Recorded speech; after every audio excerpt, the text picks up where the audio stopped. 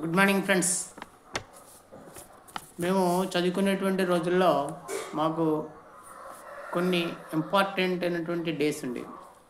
August 15 అంటే మనకి స్వాతంత్రం వచ్చిన దినోత్సవం కోసం ఉపాధ్యాయులు చాలా ఆహ్లాదకరంగా అందరికీ అర్థమయ్యేలాగా ఎంతో ఇదిగా చెప్పేవారు. అదే రిపబ్లిక్ డే జనవరి 26.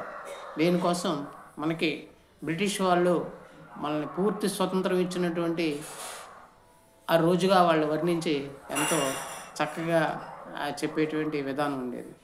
అలాగే అక్టోబర్ 2 మహాత్మా గాంధీ జయంతి. అదేవిధంగా అక్టోబర్ 2 లాల్ బహదూర్ శాస్త్రి గారు ప్రధానమంత్రిగా ప్రమాణ స్వీకారం చేయడానికి ఒక చిరిగిపోయిన లింగితోటి ప్రమాణ స్వీకారం చేసినటువంటి అతి ముఖ్యమైనటువంటి వ్యక్తి మన లాల్ బహదూర్ శాస్త్రి గారు. అలాంటి విషయాలు మాకు చెప్పేవారు. అదేవిధంగా April 14 the great Babasaheb Bhimrao Ambedkar, doctor BR Ambedkar గారి పుట్టినరోజు. మన భారత రాజ్యాంగానికి మూలకర్త అయినటువంటి భారత రాజ్యాంగానికి మన స్వతంత్ర భారతదేశానికి అందించినటువంటి అతి ముఖ్యమైనటువంటి వ్యక్తి డాక్టర్ బిఆర్ అంబేద్కర్ గారు. అదేవిధంగా సెప్టెంబర్ 5 డాక్టర్ సర్వేపల్లి రాధాకృష్ణ గారు పుట్టినరోజు.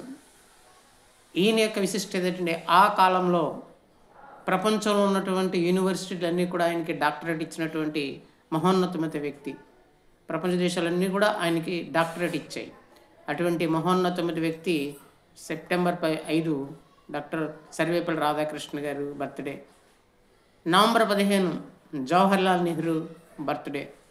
ఇవన్నీ కూడా మాకు ఆ కాలంలో ఉండేటువంటి ఇంపార్టెంట్ అయినటువంటి డేస్. ఈ డేస్ కోసం మేము ముఖ్యంగా చూసేవాళ్ళం. ఎంచేదంటే మాస్టర్లు చెప్పేటువంటి విజ్ఞానమైన నేర్చుకుందామని, అదేవిధంగా మాకు ఆ సెలవులు కూడా వస్తాయని చెప్పేసి ఉద్దేశంతో చూసినటువంటి పరిస్థితి. కానీ ఈ రోజునే మనకి ఇవి కాకుండా రకరకాలైనటువంటి పరిస్థితులు, నేటి పరిస్థితుల ప్రభావంగా హైటెక్ మనం సైంటిఫిక్గా ఎంత డెవలప్ అవుతున్నామో అనారోగ్యంగా అంత దిగజారిపోతున్నాం. పూర్వం కాలంలో ఎవరికి కూడా బీపీలు, షుగర్లు, థైరాయిడ్లు అనేటువంటివి ఎవరికి ఉండేవి కావు. అసలు ఇట్ ఈస్ వెరీ రేర్. నా చిన్నప్పుడు ఎవరికో ఒకరికి డయాబెటీస్ వచ్చిందంటే మొత్తం ఆ డయాబెటీస్ ఎలా ఉంటుందో, షుగర్ వ్యాధి ఎలా ఉంటుందని చూడడానికి వెళ్ళేవాళ్ళం. అటువంటి పరిస్థితి నుండి ఇప్పుడు చాలా ప్రమాదకర పరిస్థితులు వచ్చినాయి. ఎంచేత సైన్స్ అభివృద్ధి చెందుతుంది, కానీ అనారోగ్యాలకి మూల కారణం కూడా ఆ సైన్సే. రకరకాల వంగడాలు, రకరకాల పోకడలు, రకరకాల విధానాలు, రకరకాల ఎరువులు ఎలా వాడి ఎక్కువ ఉత్పత్తి చేయాలని చూస్తున్నారు, కానీ దానివల్ల వచ్చేటువంటి అనారోగ్య లక్షణాలు ఏంటో చూడట్లేదు. అంచేతే మన ప్రభుత్వాలు కానీ ప్రపంచం కానీ ఒక విధమైనటువంటి తీసుకొచ్చింది. దాంట్లో ఒకటి పర్యావరణ పరిరక్షణ డే. నేను డేట్లు చెప్పట్లేదు. పర్యావరణ పరిరక్షణ డే అంటే ప్రతి ఒక్కళ్ళు కూడా మొక్కలు నాటండి, ఈ మొక్కలు నాటడం వల్ల పర్యావరణం కాపాడండి. అదేవిధంగా ప్లాస్టిక్, పాలిథిన్ లాంటి కవర్లను మీరు నిషేధించండి, వాటిని తక్కువగా వాడండి, అసలు ఎక్కువ వాడద్దు, అసలు ఏం వాడద్దు అనేసి అది పర్యావరణ పరిరక్షణగా పెట్టారు. అదేవిధంగా మదర్స్ డే. నాకు అనిపించింది ఒకసారి, ఏంటి మదర్స్ డే ఏంటి, ఫాదర్స్ డే ఏంటి ఎలాంటి ఫాదర్స్ డే మదర్స్ డే పెట్టారేంటి, ఎప్పుడు మనం చూసుకునేది కదా అని చెప్తే ఒక ఆయన చెప్పారు నాకు. వాళ్ళ ఫ్రెండు వాళ్ళ తల్లిదండ్రులను చూసి 5-6 సంవత్సరాలు అయిందంట.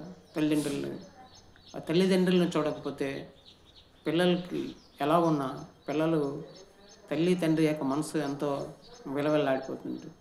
అంచేత ఏంటంటే నీకు ఎన్ని రోజులు ఖాళీ లేకపోయినా 365 రోజుల్లో 364 రోజులు నువ్వు బిజీగా ఉన్న ఒక్క రోజైనా సరే నీ తల్లిని తండ్రిని కలవు, నీ తల్లి తండ్రితోటి నువ్వు గడుపు అని చెప్పడానికి అనుకుంటాను నేను. బహుశా father's day and mother's day పెట్టారు. Next mother's milk day. నేను అనుకున్నాను, ఏంటి మదర్స్ మిల్క్ డే ఏంటి, మనందరం కూడా తల్లిపాలే కదా తాగి పెరిగాము, దీనికి మళ్ళీ మదర్స్ మిల్క్ డే అని ఎందుకు పెట్టారు అనేసి నేను చాలా ఇదిగా నేనే విమర్శించిన వాడిని. కానీ దానిలో ఉన్నటువంటి గూఢార్థం ఏంటంటే ఇప్పుడున్నటువంటి అమ్మాయిలు ఎవరు కూడా తల్లులు కావడానికి ఒప్పుకోవట్లా. అంటే పిల్లలు పుట్టించుకోవడానికి, పిల్లలు కనడానికి ఇష్టపడతలేదు. కానీ సర్గోసి అనేటువంటి విధానం ద్వారా, అద్దె గర్భం ద్వారా పిల్లల్ని కనాలనేటువంటి ఒక ఆలోచనతోటి వీళ్ళ పిల్లల్ని కనట్లేదు, పిల్లలకి పాలు ఇవ్వట్లేదు. ఎప్పుడైతే పిల్లలకి పాలు ఇవ్వట్లేదో వాళ్ళకి రెసిస్టెన్స్ పవర్ తగ్గిపోతుంది. పిల్లలకి రెసిస్టెన్స్ పవర్ ఉండట్లేదు. ఇప్పటికే జీవన విధానం అస్తవ్యస్తంగా ఉంది. అటువంటి అస్తవ్యస్తంగా ఉన్నటువంటి వ్యవస్థలో ఈ పిల్లలు కనకపోవడం అనేటువంటిది, పిల్లలకు పాలు ఇవ్వకపోవడం అనేటువంటిది కూడా ఒక విధమైనటువంటి అనారోగ్య లక్షణం. ఏంటంటే ఎప్పుడూ కూడా మనుషులు ఎవరు కూడా ప్రతి జీవితకాలం యవ్వనంగా ఉండలేరు. కాబట్టి ఏంటంటే తప్పనిసరిగా పిల్లల్ని కనండి, పిల్లలకి పాలు ఇవ్వండి. ఇందుచేతనే అనుకుంటాను మదర్స్ మిల్క్ డే అని పెట్టారు. కనీసం ఒక్కరోజైనా ఇవ్వండి అమ్మా పిల్లలు, మీరు పిల్లల్ని కనండి, ఒక్కరోజైనా సరే మీ పిల్లలకి పాలు ఇవ్వండి అనే ఉద్దేశంతో పెట్టారేమో అనేసి నా యొక్క ఉద్దేశంగా నేను భావిస్తున్నాను. కాబట్టి ఏంటంటే ఇలాగ రకరకాల రోజులు పెట్టారు. ఈ డేస్ని మనం ఎందుకు పెట్టారు అనేటువంటిది వివరణాత్మకంగా చెప్పుకోవచ్చు. తర్వాత ఇక లాస్ట్ అండ్ ఫైనల్గా నేను చెప్పేది ఏంటంటే ఈ రాబోయే కాలంలో కూడా డివోర్స్ డే అనేటువంటిది కూడా వచ్చేస్తుంది. ఇది నెక్స్ట్ వీడియోలో నేను దానికోసం వివరిస్తాను.